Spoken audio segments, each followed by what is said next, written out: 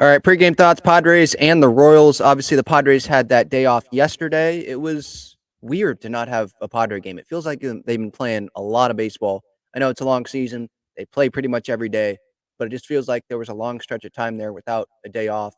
But they're back at it. Got the Royals for 3 games. They got the Angels before they come back home for a homestand. Michael Wacha on the mound for the Kansas City Royals today, and he's been pitching well this season. You can see here the ERA, I don't think it's very reflective of how well Waka has pitched. You look at his last, 4 outings here? So I'll go through his last 4 outings. May 26th, 6 innings, 2 earned runs. May 20th, 7 innings, 2 earned runs. May 14th, he had 6 innings, 1 earned run. May 9th, he had 6 innings, 2 earned runs. Now you look at those teams, it's the Rays, it's the Tigers, it's the Mariners, it's the Angels. So it's not like the Dodgers, the Phillies, like really good offenses. But for the most part, he is pitching pretty darn well. There's some outings where he's allowed 5 runs or 4 runs or 7 runs, 7 earned runs against the Rangers on May 4th. So there's that potential there. But I don't know. I don't go into today feeling like the Padres are going to go score 8 runs off of Michael Wacha. He knows the hitters as well, and he's been pitching well. So I'm interested to see what happens. Arias has a homer, believe it or not, against Waka. I think he has a couple. Tatis has a homer as well. But there's not a ton of experience facing Michael Waka in this Padres lineup. As you can see, the lineup: Arias, Tatis, Profar, Crony, Manny, Peralta, Merrill, Campusano, and then Hassan Kim batting ninth at short. And that's pretty much where he's been for weeks now, right? And then Kansas City, Garcia, Witt, Vascantino, Perez, Velasquez, Melendez, Frazier, Renfro, and Isbell. Yes, that is Hunter Renfro, former Padre. And I think the big guy to watch, obviously, Bobby Witt Jr. He is one of the stars in this league, one of the young stars in this league. I don't know if he's the most talked about, one of the most talked about guys, but maybe that has to do with him playing in Kansas City, and maybe like I compare it to, the Baltimore Orioles last year. They were talked about because, oh my gosh, this young talent. Wow. But I think a lot of people now know Gunnar Henderson a lot more than maybe May 31st of last year. Where this year it could be the same where we fast forward a little bit, and I think a lot of fans, they know who Bobby Witt Jr. is, but I don't think that he is talked about a bunch. But I feel like as time goes on, he definitely is going to, because this guy is a stud. 40 runs driven in. He's hitting over 300, has a 911 OPS, which is better than almost every Padre regular, other than Jurickson Profar at 916. Salvador Perez is a guy that I don't feel like is talked about too much either. And he's up there. He's a vet in this league, but he has a 912 OPS. He's hitting 320, has over 40 RBI, just like Bobby Witt Jr. has 10 bombs. So those are 2 guys that I look at to really look out for.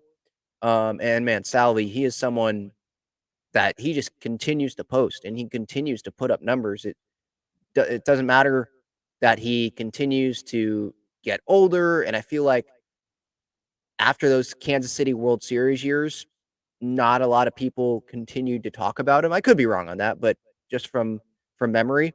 Um, but what is he right now? He is in his age 30.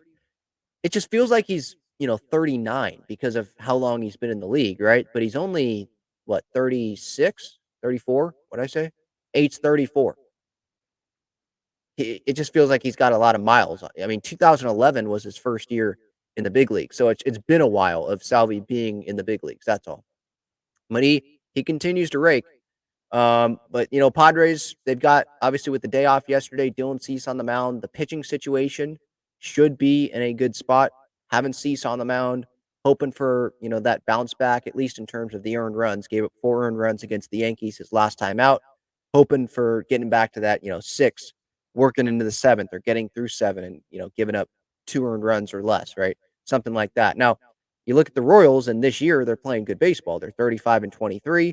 Although it's second in the AL Central, which is surprising. If you would have told me on May 31st, hey, this team, I don't care what team it is, 35-23 in the AL Central, and what place are they in that division? I would definitely say first, because I think a lot of people think of the AL Central as one of those mediocre league. They're going to get one playoff team in. That one playoff team's probably the Twins.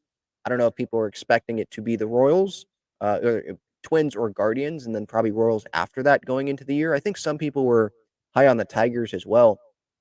Um, but hey, the Royals, they're playing really good baseball right now. So got to give props to them for what's happening. I'm not going to sit here and act like I know a ton about their bullpen, so I'm not going to hit on that. But it should be a fun series in Kansas City. I mean, I don't know about you guys, but I like watching those games that are in Kansas City. Just I don't know, the backdrop, something about it. Then they got 3 after Kansas City, 3 against the Angels, which it would be more fun if Trout was playing, but I guess it's good for the Padres because you don't have to face Trout. But that's still a little bit away. But yeah, Padres, Royals. We'll see if Manny can get going. If you noticed in that Marlins series, I believe he was ahead of Cronenworth, but with Waka, the righty on the mound today, they have Manny bumped down. They have Cronenworth up, the lefty, so that it could be you got 2 lefties or 3 of your first 4 batters, Arise, Profar, Crony, can be lefties with Tatis obviously the only righty there. But yeah, I like that. I like that lineup. We'll see. What's David Peralta gonna do? Because Donovan Solano, he's getting those at bats obviously when a lefty's on the mound and he's performing well.